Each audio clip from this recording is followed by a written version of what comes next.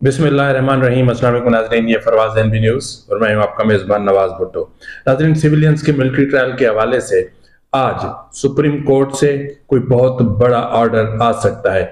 मुमकिन तौर पर वो ऑर्डर क्या हो सकता है? क्या सिविलियंस का मिलिट्री ट्रायल रोक दिया जाएगा, या सिविलियंस के मिलिट्री ट्रायल की इजाजत दे दी जाएगी, या फिर कोई दरमियानी रास्ता निकाला जाएगा? आज हम इस मौजू पर बात करेंगे और फिर हम बात करेंगे कि क्या हुकूमत इमरान खान को सजाए मौत की तरफ लेकर जाना चाह रही है।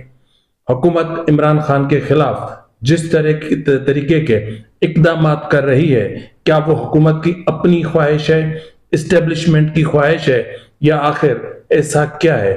और फिर वो कौन से वजूहात हैं कि पीटीआई की क़यादत इंसानों तो क्या फरिश्तों से भी मुज़ाकरात के लिए तैयार हो गई है। इसके अलावा आज के व्लॉग में हम डिस्कस करेंगे जेल में इमरान खान की फैमिली गुत्थम गुत्था हो गई। जी नाज़रीन, जेल में इमरान खान की फैमिली आपस में उलझ पड़ी और ये यूं समझ लें कि दूसरा ऐसा मामला है कि इमरान खान के लोग आपस में ही लड़ पड़े हैं। अब हम इस पर भी बात करेंगे, क्या पीटीआई रहनुमा इमरान खान को सिविल नाफरमानी की तहरीक की कॉल वापस लेने पर आमादा कर सकते हैं? और फिर जिस तरह पीटीआई की कोर कमेटी ने इमरान खान से खसूसी मुलाकात के लिए हुकूमत से या फिर वजारत दाखिला से रुजू करने का फैसला किया है, क्या उन्हें इजाजत मिल सकती है? और अगर सिविल नाफरमानी की तहरीक मतलब उसकी वापस नहीं भी ली जाती तो उसके कॉन्सिक्वेंसेस क्या निकल सकते हैं? तहरीक कामयाब हो या नाकाम हो, उसका नतीजा क्या निकलेगा और इमरान खान के लिए किस तरह की मुश्किलात पैदा हो सकती हैं, ये आज के हमारे मौजू हैं। आज के व्लॉग के हवाले से हम इन पर तफसील से जरा बात करेंगे। आपसे छोटी सी गुजारिश है कि अगर आपको मेरा व्लॉग अच्छा लगे तो मेहरबानी करके मेरे चैनल को लाइक करें, सब्सक्राइब करें, शेयर करें, बेल आइकन जरूर दबा दें ताकि बर वक्त आप तक मेरे व्लॉग्स पहुंच सकें। नाज़रीन, सबसे पहले हम बात कर लेते हैं इमरान खान की फैमिली के हवाले से। आपको पता है कि गुज़िश्ता रोज तोशाखाना 2 और फिर 190 मिलियन पाउंड केस की समाअत थी जिसमें बुशरा बीबी पेश हुई थी। तो उस मौके पर जेल का जो अदालत थी वहां दिलचस्प सूरत हुई।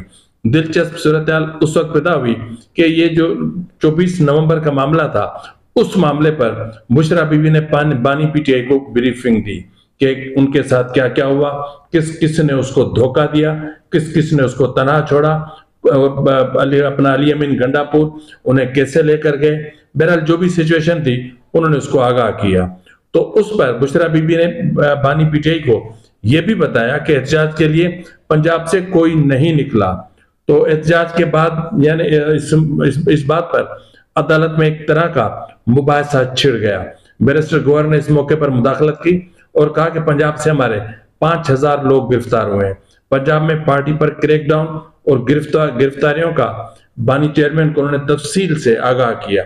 इस मौके पर अलीमा खान ने फैसल चौधरी से सवाल किया कि इमरान खान को अखबारात और दीगर सहूलियात क्यों नहीं दी जाती। तो उस पर अलीमा खान ने यह भी इस पर फैसल चौधरी ने जवाब दिया, मैं जो कर सकता हूं कर रहा हूं, बताया जाए कि सीनियर पार्टी ओहदेदार अदालत क्यों नहीं जाते।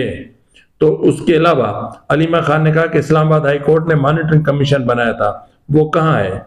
तो मिशाल यूसुफजई ने मॉनिटरिंग कमीशन के रोकने का इल्जाम फैसल चौधरी पर लगा दिया, जिस पर फैसल चौधरी ने कहा कि कमीशन अदालत ने कायम किया है, कैसे रोक सकता हूं मैं? तो बैरिस्टर गौहर खान ने मतलब थोड़ी देर के बाद बोले कि कुछ फैसले पार्टी लीडरशिप पर छोड़े जाएं, एहतजाज और शहादतों पर हर कोई बात करेगा तो फिर कंफ्यूजन क्रिएट होगी, जिस तरह कंफ्यूजन क्रिएट हुई। कोई कह रहा था सैकड़ों हलाक हुए, कोई कह रहा था 278 हलाक हो गए, कोई कह रहा था कि अपना 12 हलाकतें हुई।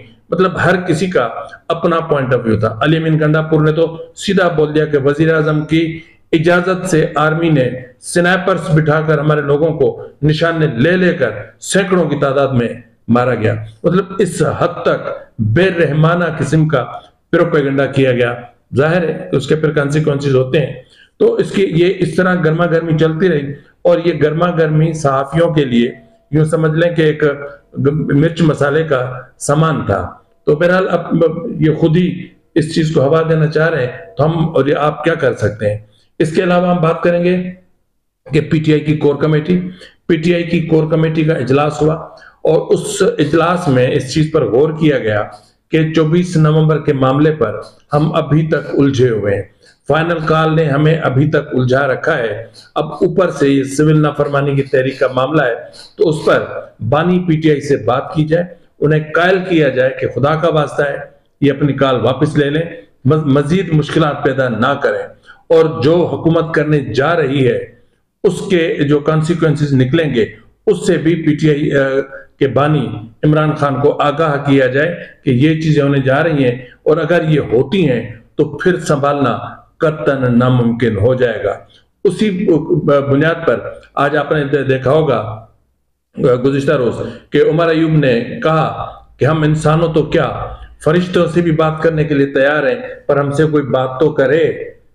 लेकिन अब बात इनसे करने के लिए हुकूमत ने दरवाजे बंद कर रखे हैं, इस्टेब्लिशमेंट बात करना नहीं चाहती। अब इस हवाले से यह भी फैसला हुआ है कि क्यों ना हुकूमत को एक दरख्वास्त दी जाए, यानी वज़ारत दाखिला को एक दरख्वास्त दी जाए, उनसे कहा जाए कि इमरान खान से मुलाकात की खसूसी परमिशन दी जाए और हम इमरान खान को कायल करेंगे कि वो सिविल नाफरमानी की तहरीक वापस लें। नाज़रीन, ये पाकिस्तान की तारीख है कि इक़्तिदार में जो भी आता है अपने मुखालफों को वो जेल यात्रा जरूर करवाता है।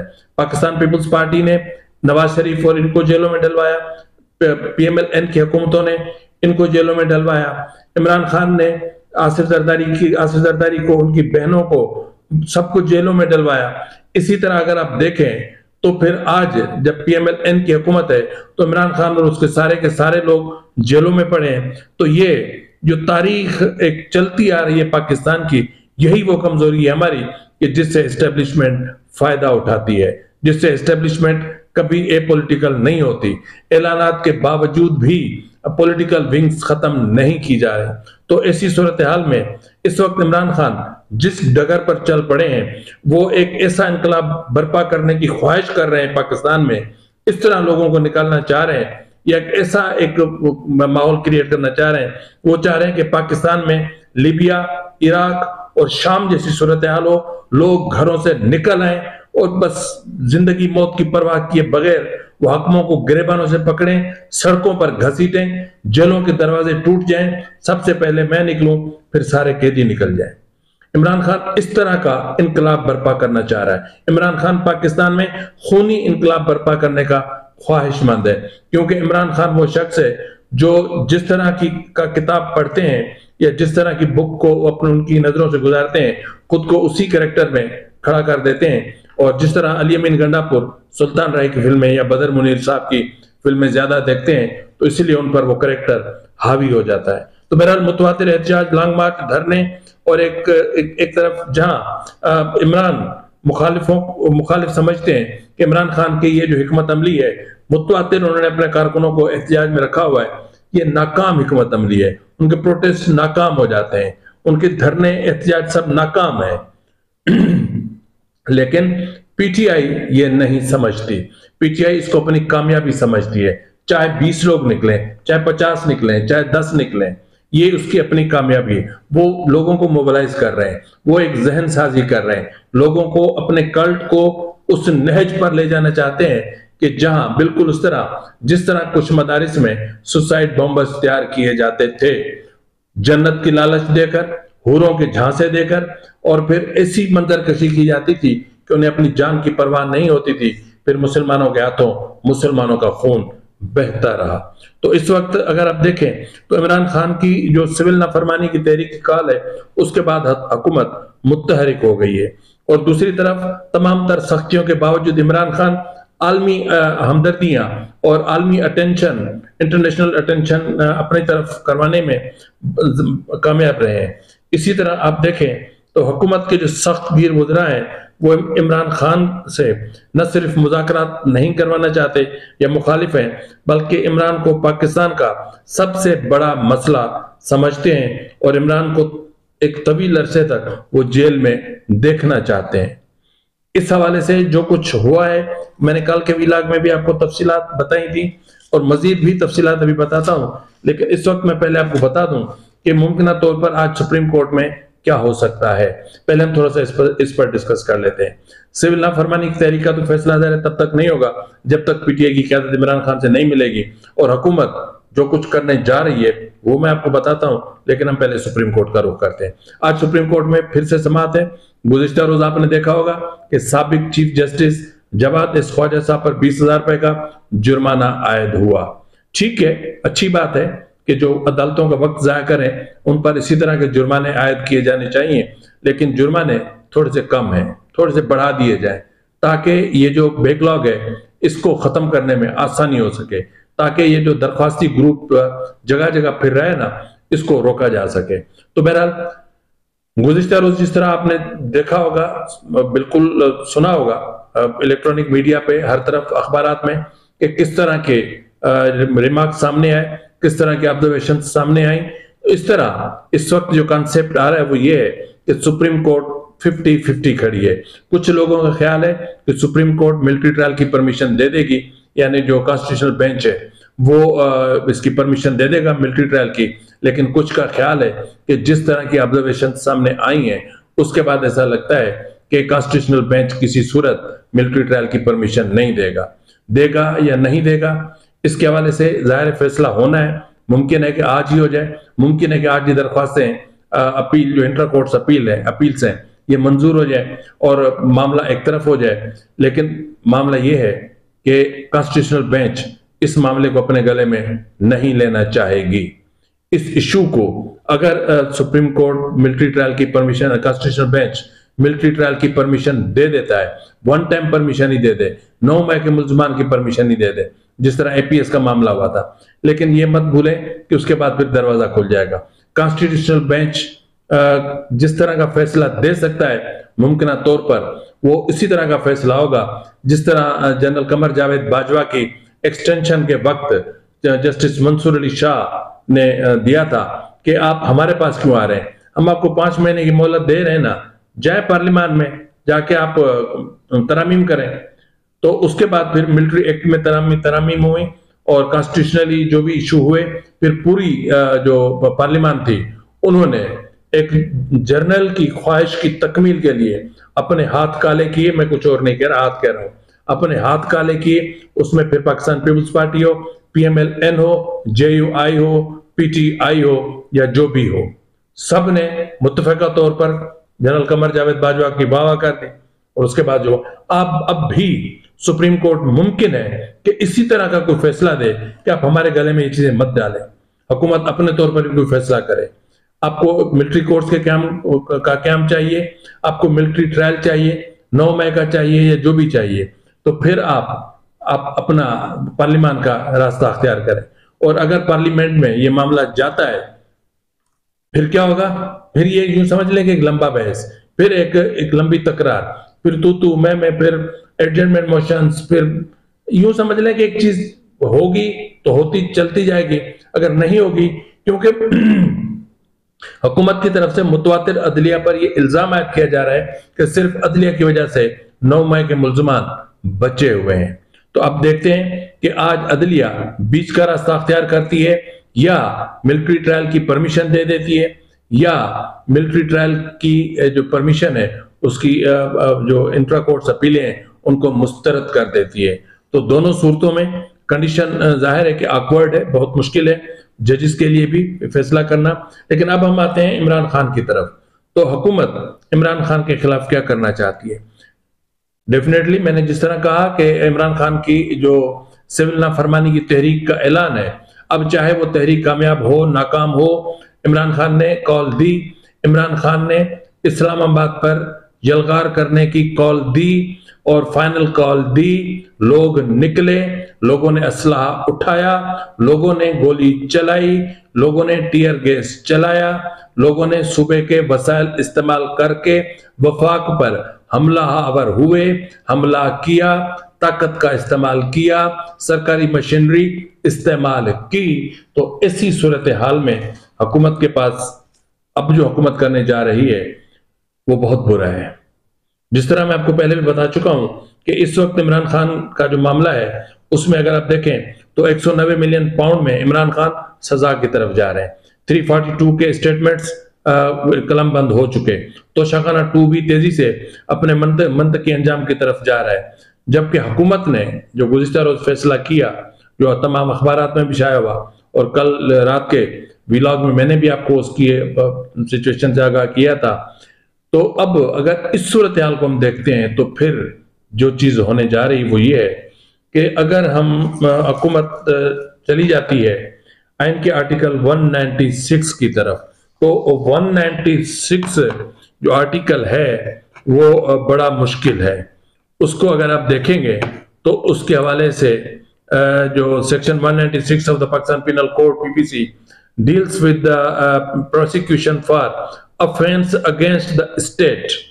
ये ऑफेंस अगेंस्ट द स्टेट यही वो चीज है जिसकी एफआईए ने तहकीकात की और एफआईए ने अपनी रिपोर्ट दी। एफआईए ने ट्विटर अकाउंट से जो मालूमात इकट्ठी करनी थी वो की। उसके बाद ये जो मामला है ये 196 की तरफ जा रहा है।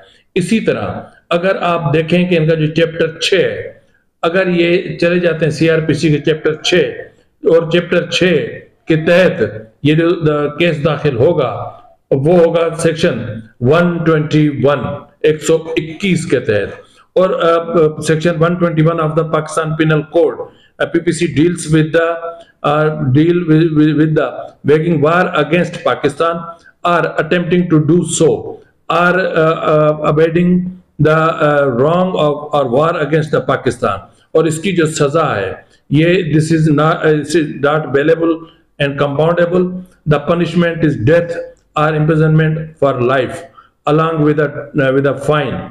ठीक है जी। और इसके वारंट इशू करने की भी कोई जरूरत नहीं होती और ये चैलेंज भी नहीं होते। इस केस के लिए जिस तरह कल कहा जा रहा था कि एक एटीसी की या एक इंसदाद दहशतगर्दी की एक खसूसी अदालत तश्कील दी जाएगी। चलो इंसदाद दहशतगर्दी की हो सकती है इसलिए कि इसमें दहशतगर्दी भी हुई थी, तो ये इस तरह का एक कोर्ट बनेगा अगर कैबिनेट परमिशन दे देती है।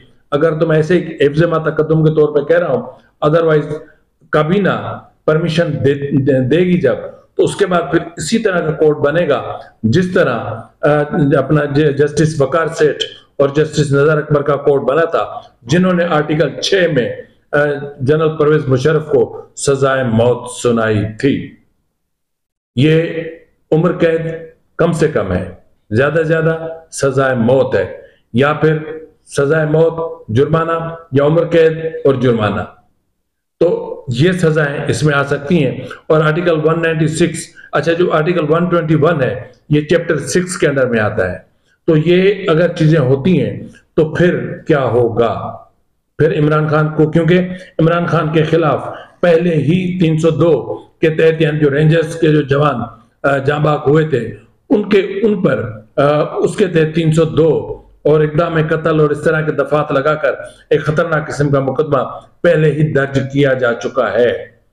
तो वो मुकदमा अपनी जगह पर है कि पाकिस्तान के दूसरे साबिक वजीर आजम जिनके खिलाफ 302 की दफा के तहत मुकदमा दर्ज हुआ, और ये समझ लें कि पाकिस्तान के पहले वजीर आजम होंगे जिनके तहत सेक्शन 121 पीपीसी के तहत मुकदमा दर्ज होगा और आर्टिकल 196 के तहत भी केस चलेगा। तो ये सिचुएशन बहुत ज्यादा खतरनाक है। और ये मैं कह रहा था ना कि जो भी हुकूमत बरसर इक़्तिदार होती है वो अपने मुखालफों को इसी तरह रोंदने और कुचलने की कोशिश करती है, लेकिन ये मत भूलें कि तारीख अपने आप को दोहराती है। आज जो जेलों में बैठे हैं कल ये आज जो जेलों में बैठे हैं कल ये बरसर इक़्तिदार भी हो सकते हैं। आज आप जो बो रहे हैं कल ये आपको काटना भी पड़ सकता है। एस्टेब्लिशमेंट कल वहां खड़ी होगी, यहां आप दस्तो गिरेबां होंगे। आप दस्तो गिरेबां होंगे तो पार्लिमानी निजाम कमजोर होगा, आइन कमजोर होगा, और ऐसी सूरत हाल में फायदा किसी तीसरे फरीक को पहुंचेगा। चलिए रस्म के कोई नसर उठा के चले, चाहने वाला अगर कोई तवाफ को निकले, नजर चुरा के चले, जिस्म जाम बचा के चले। फिल वक्त के लिए इतना ही, मिलता है अगले प्रोग्राम में, तब तक इजाजत दीजिए। फी अमानिल्लाह।